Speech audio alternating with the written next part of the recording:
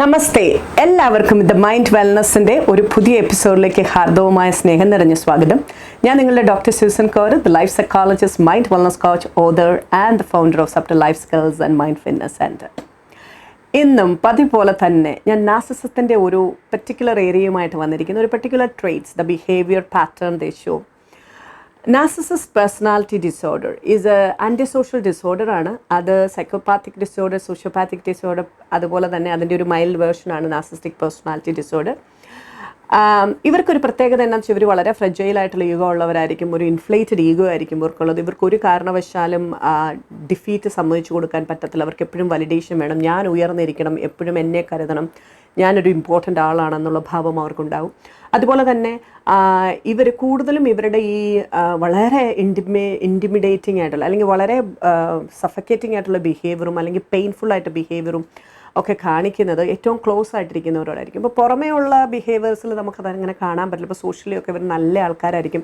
പ്രത്യേകിച്ച് കല്യാണത്തിലേക്ക് കയറുന്നവരൊക്കെ സ്നേഹിക്കുന്ന സമയത്തും പ്രേമിക്കുന്ന സമയത്തും അല്ലെങ്കിൽ കല്യാണത്തിൻ്റെ ആദ്യ സമയത്തൊക്കെ ഇവർ നല്ല രീതിയിലായിരിക്കും. എന്തൊരു നല്ല വ്യക്തിത്വം, എന്തൊരു നല്ല മനുഷ്യൻ, എങ്ങനെയൊക്കെ ആയിരിക്കും എന്നൊക്കെ കരുതും. പക്ഷേ കല്യാണമൊക്കെ കഴിച്ച് കുറച്ച് ദിവസം കഴിയുമ്പോൾ തന്നെ നമുക്ക് മനസ്സിലാവും, അയ്യോ നമ്മൾ വിചാരിക്കുന്നൊരു കാര്യമേ അല്ല എന്ന് നമുക്ക് മനസ്സിലാവും. അപ്പം അങ്ങനെ വരുന്ന സിറ്റുവേഷനിൽ നമുക്കിത് ഭയങ്കര ബുദ്ധിമുട്ടായിട്ട് തീരാറുണ്ട്. അപ്പോൾ ഈ ഒരു പേഴ്സണാലിറ്റി എന്ന് പറയുന്നത് എല്ലാവർക്കും ഒരു മനസ്സിലാകേണ്ട പേഴ്സണാലിറ്റി ആയിരിക്കില്ല.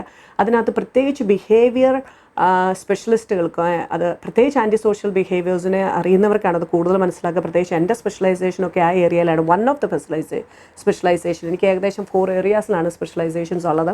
അപ്പോൾ അതിനകത്ത് ഡെലിക്വൻസി, ക്രിമിനൽ ബിഹേവിയേഴ്സിൻ്റെ ഒക്കെ സ്പെഷ്യലൈസേഷൻ ഉള്ളത് കൊണ്ട് തന്നെ എനിക്ക് ഈ ബിഹേവിയേഴ്സ് കുറേയൊക്കെ നല്ലതുപോലെ മനസ്സിലാക്കാൻ പറ്റും.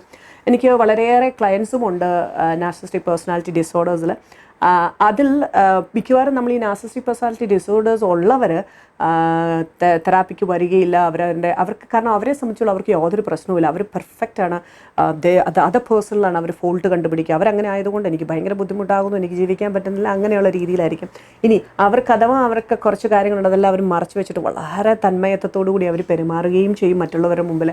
പക്ഷെ അതിനകത്ത് വരുന്ന വിക്ടിം എന്ന് പറയുന്നത് അവരുടെ കൂടെ ജീവിക്കുന്ന അല്ലെങ്കിൽ അവരുടെ ക്ലോസ് ആയിട്ടൊരു ഫ്രണ്ട് ആയിരിക്കാം, സിസ്റ്റർ ആയിരിക്കാം, ബ്രദർ ആയിരിക്കാം, പേരൻസ് ആയിരിക്കാം, അല്ലെങ്കിൽ വൈഫായിരിക്കാം, ഹസ്ബൻഡ് ആയിരിക്കാം. അവരെ ഇങ്ങനെ കപ്പിളായിട്ട് ജീവിക്കും. അവരുടെ ആ ഒരു പാർട്ട്ണർക്കായിരിക്കാം അത് ഏറ്റവും കൂടുതൽ, സ്പൗസ് ആയിരിക്കാം ഏറ്റവും കൂടുതൽ അത് അനുഭവിക്കുന്നത്. അങ്ങനെ വരുമ്പോൾ ആ വ്യക്തിക്ക്, അതിനെ നമ്മൾ വിക്ടിം എന്ന് വിളിക്കും, ആ വിക്ടിമിനായിരിക്കും നമ്മൾ കൂടുതലായിട്ട് സപ്പോർട്ട് കൊടുക്കുക. അപ്പം ഇവിടെ ഞാൻ പറയാൻ ഉദ്ദേശിക്കുന്നത്, ഞാനിപ്പോൾ കുറച്ച് നാളുകളായിട്ട് ഞാൻ ഇതിൻ്റെ ഓരോ ട്രേറ്റ്സുകളും എടുത്ത് കാണിക്കുന്നുണ്ട്, ഓരോ ബിഹേവിയർ പാറ്റേൺസും ഞാൻ നിങ്ങൾക്ക് എക്സ്പ്ലെയിൻ ചെയ്ത് തരുന്നുണ്ട്.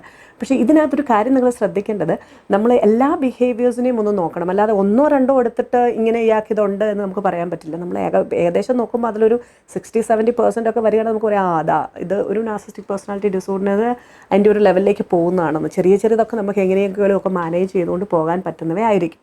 അപ്പോൾ ഇന്ന് ഞാൻ എടുക്കുന്ന ഒരു ബിഹേവിയർ പാറ്റേൺ ആണ് ഫ്യൂച്ചർ പ്രോമിസിങ് നാർസിസിസ്റ്റ്. അതായത് ഫ്യൂച്ചർ പ്രോമിസിങ് നാർസിസിസ്റ്റ് ആണെങ്കിൽ ഫ്യൂച്ചർ ഫേക്ക് പ്രോമിസിങ് നാർസിസിസ്റ്റ് ആയിരിക്കണം. കാരണം എന്ന് വെച്ചാൽ ഒരിക്കലും അത് ചെയ്യത്തില്ല, പക്ഷേ നമുക്കിങ്ങനെ പ്രോമിസ് തരും, നമുക്കിങ്ങനെ വളരെ മനോഹരമായിട്ട് അവരതങ്ങനെ പ്രസൻറ്റ് ചെയ്യുകയും ചെയ്യും. ഇവരെന്തുകൊണ്ട് ഈ ഫ്യൂച്ചർ പ്രോമിസ് ചെയ്യുന്നു എന്ന് വെച്ച് കഴിഞ്ഞാൽ, ഒന്ന്, എനിക്ക് ഒബ്ലിഗേഷൻ്റെ ആവശ്യമില്ല. I don't want to have any obligation here. നിങ്ങൾ എനിക്കൊരു കാര്യം ചെയ്തു കഴിഞ്ഞാൽ അതിനുള്ളത് ഞാൻ തിരിച്ച് ചെയ്തിരിക്കും, ഞാനൊരു പ്രത്യുപകാരം ചെയ്തിരിക്കും. ഒരിക്കലും ചിന്തിക്കേണ്ട ഞാൻ നിങ്ങളിൽ നിന്ന് സഹായമാണ് എടുക്കുന്നതെന്ന്. സഹായമല്ല ഞാൻ എടുക്കുന്നത്. നിങ്ങൾ എനിക്ക് ഇപ്പോൾ എന്തെങ്കിലും ചെയ്യുകയാണെങ്കിൽ അതിന് ഞാൻ പ്രത്യുപകാരമായിട്ട് നാളെ അത് ചെയ്തിരിക്കും എന്നുള്ള രീതിയിൽ പറയുന്ന ഒരു ഫ്യൂച്ചർ പ്രോമിസ്. അതാണ് ഒബ്ലിഗേഷൻ്റെ വരെ വരുന്നത്. ഇനി അടുത്തത് എന്ന് പറയുന്നത്, നമ്മളുടെ ലൈഫിൽ നിങ്ങളെ ഞാൻ എൻ്റെ മുകളിൽ പവർ ഉണ്ടാകാൻ സമ്മതിക്കത്തില്ല, നിങ്ങളെ ഞാൻ പവർലെസ് ആക്കും. അതായത് നിങ്ങളൊരു ഡിപ്പെൻഡൻ്റ് ആകും. Okay, I don't want you to have powers, you should be weak. Okay, അപ്പോൾ ആ രീതിയിൽ ഫ്യൂച്ചറിലേക്ക് പ്രോമിസ് ചെയ്യുന്നവരുണ്ട്. അപ്പം ഇതിനെ കുറച്ച് നല്ല രീതിയിൽ എക്സാമ്പിൾസിലൂടെ നമ്മൾ എക്സ്പ്ലെയിൻ ചെയ്ത് കഴിയുമ്പോൾ നിങ്ങൾക്ക് കൂടുതൽ മനസ്സിലാകും. അപ്പോൾ ഇപ്പോൾ ഒരു ഭാര്യയും ഭർത്താവും തമ്മിലുള്ള ഒരു റിലേഷൻഷിപ്പിൽ ഇപ്പോൾ ഭാര്യയ്ക്ക് കുറച്ച് പൈസ വേണം, അല്ലെങ്കിൽ ഭാര്യ ഒരു നാർസിസിസ്റ്റ് ആണെങ്കിൽ അവർക്ക് കുറച്ച് പൈസ വേണം, അല്ലെങ്കിൽ അങ്ങനത്തെ കാര്യങ്ങൾ വേണമെങ്കിൽ ഒരു ഭർത്താവിനോട് പറയുന്ന രീതി ഇങ്ങനെ ആയിരിക്കും, അതെ എനിക്ക് ഇങ്ങനത്തെ പൈസ വേണേ, പക്ഷേ അത് എൻ്റെ സ്വർണ്ണമുണ്ട്, അത് നിങ്ങളെടുത്തു. ആ സ്വർണ്ണം അങ്ങോട്ട് എടുത്തിട്ട് നിങ്ങൾ തന്നാൽ മതി. അതല്ലേ അവർ പറയും, എൻ്റെ ഷെയർസ് കിട്ടാനുണ്ടല്ലോ, എൻ്റെ ഫാമിലിയിൽ നിന്ന് എൻ്റെ പേരൻസ് എനിക്ക് തരാനുണ്ട്, അത് കിട്ടുമ്പോൾ നിങ്ങൾക്ക് ഞാനിത് തിരിച്ച് തന്നിരിക്കും. അതല്ലെങ്കിൽ എനിക്ക് ബാങ്കിലുണ്ട് പക്ഷെ എനിക്കിപ്പോൾ എടുക്കാൻ പറ്റുന്നില്ല, അത് ഒന്നില്ലെങ്കിൽ അത് എന്തെങ്കിലും ഓൺലൈൻ ട്രാൻസാക്ഷൻ ശരിക്കും നടക്കുന്നില്ല. അതല്ലെങ്കിൽ അവർ പറയും ഞാനിപ്പോൾ അത് ഷെയർസിൽ ഇട്ടിരിക്കുകയാണ്, ആ ഷെയർ മെച്ചുറായി വന്നാൽ ഉടനെ ഞാൻ നിങ്ങൾക്ക് ആ പൈസ വന്നിരിക്കും. അങ്ങനെയുള്ള രീതിയിൽ ഫ്യൂച്ചറിൽ ഞാൻ നിങ്ങൾക്കിത് തരും. ഓക്കെ, നിങ്ങളിപ്പോൾ തരുന്നത് don't think that it's creating N obligation. Okay, I don't like obligation. അതാണ് അതിൻ്റെ ഒരു മെസ്സേജ്. അപ്പോൾ അതുപോലെ തന്നെ don't think that you just because you give me this you don't think that you are great or something like that, you have power, you are somebody. Okay, no, I am telling you, you are just helping me here and I will be giving it back to you. Okay, അങ്ങനെ അങ്ങോട്ട് എടുത്തേച്ചാൽ മതി, അല്ലാതെ അതിൽ കൂടുതലായിട്ടുള്ള പരിപാടികളൊന്നും ഇങ്ങോട്ട് വേണ്ട. ആ രീതിയിലുള്ള ഒരു ഇതിന് വേണ്ടിയിട്ടാണ് ഇവരിത് ചെയ്യുന്നത്. പക്ഷേ നമുക്കൊരു ഗിൽട്ടാണ് അവിടെ ഉണ്ടാകുക. അതായത് ഇപ്പം ഞാൻ ആ ഹസ്ബൻഡിൻ്റെ പ്ലേസിലാണെങ്കിൽ ഞാൻ ചിന്തിക്കുന്നത് എങ്ങനെയാണെന്ന് വെച്ച് കഴിഞ്ഞാൽ, അയ്യോ ഇവളെന്താ ഇങ്ങനെയൊക്കെ പറയണത്, ദൈവം തമ്മിൽ ഓക്കെ എന്നാ സ്വർണം തരാമെന്നോ അല്ലെങ്കിൽ ഇത് തരാമെന്നോ, ഓക്കെ അങ്ങനെയൊക്കെയാണ് ഒരാൾ ചെയ്യുക. ഓക്കെ, ഇതെല്ലാം നമ്മുടെയൊക്കെ രണ്ടുപേരുടെയും കൂടിയൊക്കെ തന്നെ അല്ലേ എന്നൊക്കെയുള്ള രീതിയിലേക്ക് നമുക്കൊരു ഗിൽട്ട് വരും. അപ്പോൾ നമ്മൾ പറയും, അതിൻ്റെ ഒന്നും ആവശ്യമില്ല, നിനക്ക് എത്ര പൈസ വേണം ഞാൻ തരാമല്ലോ എന്നിങ്ങനെ പറയുന്നൊരു ടെൻഡൻസി നമുക്കുണ്ടാകാറുണ്ട്. അപ്പോൾ ആ ഒരു ഗിൽട്ട് ഫീലിംഗ്, ഇതെന്താ ഇങ്ങനെ സംസാരിക്കുന്നേ എന്നുള്ളൊരു ഫീലിംഗ് വരും. പക്ഷെ ശരിക്കും അവർക്കറിയാം അവരെന്താ പറയുന്നത്, എന്താ സംസാരിക്കുന്നത്. ഞാനിങ്ങനെ ചിലപ്പം അങ്ങനെയുള്ളവർ വരുമ്പോൾ ഞാൻ അവരോട് പറയാറുണ്ട്, അത് നിങ്ങൾ വാങ്ങിച്ചേക്കണം, എന്തിനാ വേണ്ടാന്ന് വയ്ക്കണേ, ഓക്കെ ശരി, നിന്റെ സ്വർണ്ണം തന്നോളൂ, പൈസ ഞാൻ തരാം, അത് ഈക്വലൻ്റ് ആയിട്ടുള്ള, അതല്ലെങ്കിൽ ഷെയർസ് അതിങ്ങനെ തന്നോളൂ, അത് ഞാൻ അങ്ങ് തന്നേക്കാം.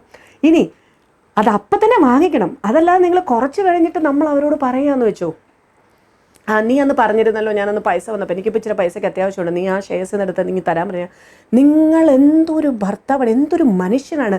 ഭാര്യയ്ക്കൊരു ചെറിയ ഇത് വന്നു കഴിഞ്ഞെന്ന് പറഞ്ഞിട്ട് കണ്ടില്ലേ, ഇതാണ് മനുഷ്യരുടെ സ്വഭാവം. ഇവരെയൊക്കെ എങ്ങനെയാണ് വിശ്വസിക്കുക? ഇത് പ്ലേറ്റ് ഏപ്പ മറിച്ചെന്ന് ചോദിച്ചാൽ മതി, നിങ്ങൾ അപ്പത്തെ ഇങ്ങനെ സ്റ്റണ്ടായിട്ട് നിൽക്കും. ഈശ്വര ഇതെന്താ ഇപ്പം ഇങ്ങനെ, അന്ന് ഇവള് തന്നെയല്ലേ പറഞ്ഞ് തരാമെന്നത്, ഇതിപ്പോൾ പറയുന്നത് ഇങ്ങനെ, അങ്ങനെ പറഞ്ഞെന്ന് കരുതി ഭർത്താക്കന്മാരെല്ലാം അങ്ങനെയൊക്കെ രീതിയിലേക്കുള്ള കാര്യങ്ങൾ പോകാനുള്ള സാധ്യതയുണ്ട് ഇവിടെ. മനസ്സിലായില്ലേ? അപ്പം ആ രീതിയിലുള്ള കാര്യത്തെ നിങ്ങൾ തീർച്ചയായിട്ടും സൂക്ഷിക്കണം.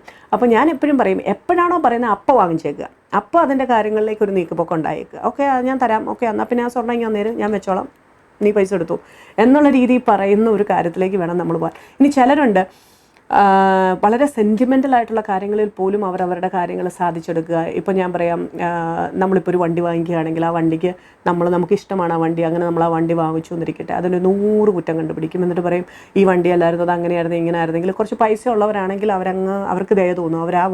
അന്നേരം ഭാര്യയോട് വന്നാൽ നീ ഒരു കാര്യം ചെയ്യുക, നിനക്കിത് ഇഷ്ടപ്പെട്ടില്ല, നീ വേണമെങ്കിൽ നിൻ്റെ ഇഷ്ടത്തിനനുസരിച്ചുള്ളൊരു വണ്ടി വാങ്ങിച്ചു, ഡൺ.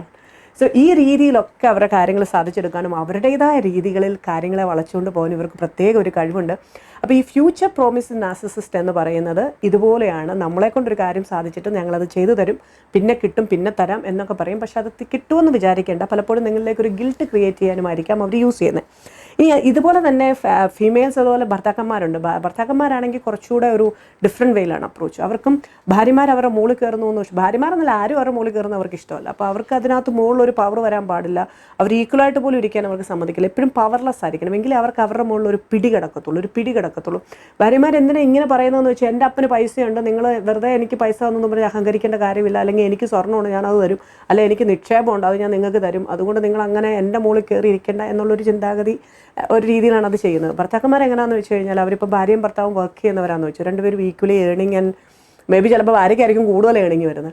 അപ്പോൾ ഇവർ പോയി ഇതൊക്കെ ഇൻവെസ്റ്റ് ചെയ്യുമ്പോൾ ഭർത്താവിൻ്റെ പേരിലൊക്കെ ഇൻവെസ്റ്റ് ചെയ്യും എല്ലാം. ഓക്കെ, ഇൻവെസ്റ്റ്മെൻ്റ് ഒക്കെ ഞാനിങ്ങനെ നോക്കി കിടന്നുമ്പോൾ എല്ലാം ഞാൻ എൻ്റെ പേര്. അപ്പോൾ ഭാര്യ വയ്ക്കണം, അല്ല അതിപ്പോൾ നമ്മുടെ രണ്ടുപേരുടെയും പേരിലല്ലേ ഇടേണ്ടത്, അതല്ലാതെ ഇങ്ങനെ ഒറ്റയ്ക്ക് അങ്ങനെ ഇട്ട് കഴിഞ്ഞാൽ ബോത്ത് ഓഫ് us മണി എന്നൊക്കെ ചോദിച്ചു കഴിഞ്ഞാൽ അവർ പറയും, നീ എന്തോ സാധനമാടി, ഇങ്ങനെയൊക്കെ സംസാരിക്കാവോ, ഇവിടെ എപ്പോഴാടി നീയും ഞാനും എന്നുള്ള കാര്യം ഇവിടെ വന്നത്, എനിക്കുള്ളതെല്ലാം നിനക്കുള്ളതല്ലേ, ഫ്യൂച്ചറിൽ ഇത് ആർക്കാ പോകുന്നത്, നിനക്ക് തന്നെയല്ലേ ഫ്യൂച്ചറിൽ ഇത് വരുന്നത്. നമ്മളിങ്ങനെ അയ്യോ കഷ്ടം, ചോദിക്കണ്ടായിരുന്നു, ഞാൻ എന്തിനാ ഇത് ചോദിച്ചത്, കഷ്ടമായിപ്പോയി, അതിൻ്റെ ആവശ്യമില്ല.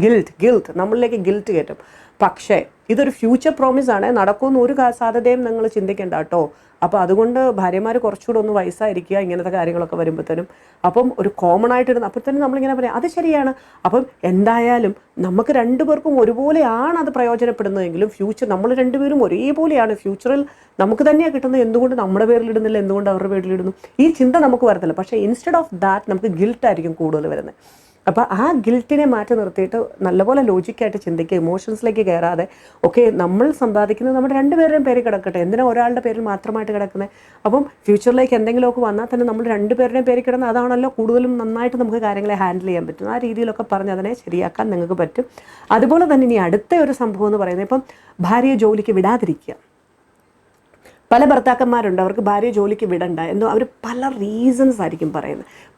ചില റീസൺ എന്ന് പറയുന്നത് ഇപ്പോൾ എല്ലാവരും ജോലിക്ക് വിടാത്തവരൊന്നും അങ്ങനെ ആയിരിക്കണം എന്നല്ല ഞാൻ പറയുന്നത്. ഒരു നാർസിസിസ്റ്റിക് പേഴ്സണാലിറ്റി ഡിസോർഡർ ഉള്ള ഒരാളിങ്ങനെ ആയിരിക്കും, നീ എന്തിനാ ഇപ്പോൾ ജോലിക്ക് പോകുന്നത്, ഞാൻ സമ്പാദിക്കുന്നുണ്ടല്ലോ, ഞാൻ സമ്പാദിക്കുന്നത് നിന്നെയും നോക്കാൻ വേണ്ടിയിട്ടല്ലേ, നിനക്കും കുട്ടികൾക്കും വേണ്ടിയിട്ടല്ലേ ഞാൻ അങ്ങനെ ചെയ്യുന്നതെന്നൊക്കെ പറഞ്ഞിട്ട് ഇങ്ങനെ അവരുടെ ആ ഒരു ജോലി ചെയ്യാനുള്ള ആ ഒരു മനസ്സും ആ ഒരു എബിലിറ്റി ഉള്ള സമയത്തോ അല്ലെങ്കിൽ ആ ഒരു നല്ല ഒരു ജോലി കിട്ടാനുള്ള നല്ല സമയങ്ങളെല്ലാം അങ്ങ് പാസ് ചെയ്യിപ്പിക്കും. അപ്പം ഫ്യൂച്ചറിൽ ഇപ്പോൾ വീട്ടിൽ ഇതൊക്കെ കഴിഞ്ഞ് പിള്ളേരൊക്കെ ഒന്ന് ആയിക്കഴിഞ്ഞ് നിനക്ക് പോകാമല്ലോ എന്നൊക്കെ പറഞ്ഞിട്ട് ഇങ്ങനെ കൊണ്ടുപോയിട്ട് അവസാനം നമ്മൾ കാണുന്നത് കംപ്ലീറ്റ്ലി ഡിപ്പെൻഡ് ആയിട്ടുള്ളൊരു വ്യക്തിയായിരിക്കും. അപ്പോൾ എന്തിനും ഏതിനും ഭർത്താവിനെ ആശ്രയിക്കുന്നു. അപ്പോൾ ഭർത്താവ് അന്നേരമായിരിക്കും ചിലപ്പോൾ ഭർത്താവിൻ്റെ തനിനിറങ്ങൾ നമ്മൾ ശരിക്കും കാണാൻ തുടങ്ങുന്നത്. അതുപോലെ തന്നെ ഇപ്പോൾ ഭർത്താവിനൊരു ജോലി ഉണ്ടെങ്കിൽ ഒരു കമ്പനിയോ അല്ലെങ്കിൽ അവർക്ക് കുടുംബപരമായിട്ട് എന്തെങ്കിലും ബിസിനസ്സോ ഒക്കെ ഉള്ളവരാണെങ്കിൽ ഭാര്യ ചോദിക്കുകയാണ് എനിക്ക് വർക്ക് ചെയ്തൊക്കെ കൊള്ളാം, I need to, because I don't want to sit idle at home. അപ്പോൾ അവർക്കറിയാം അവരൊരു ഇൻഡിപെൻഡൻസിലേക്ക് അവൾ കയറി കഴിഞ്ഞാൽ ഇച്ചിരി ബുദ്ധിമുട്ടാണ്, എൻ്റെ കീഴെ അവൾ നിൽക്കണം, എൻ്റെ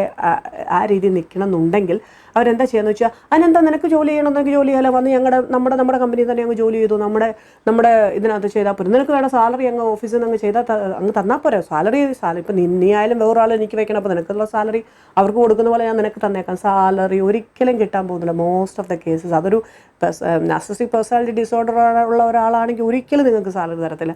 അപ്പം ആ രീതിയിൽ നമ്മൾ വെറുതെ പണി എടുക്കുകയും ചെയ്യും, അവസാനം നമുക്ക് സാലറിയും കിട്ടത്തില്ല.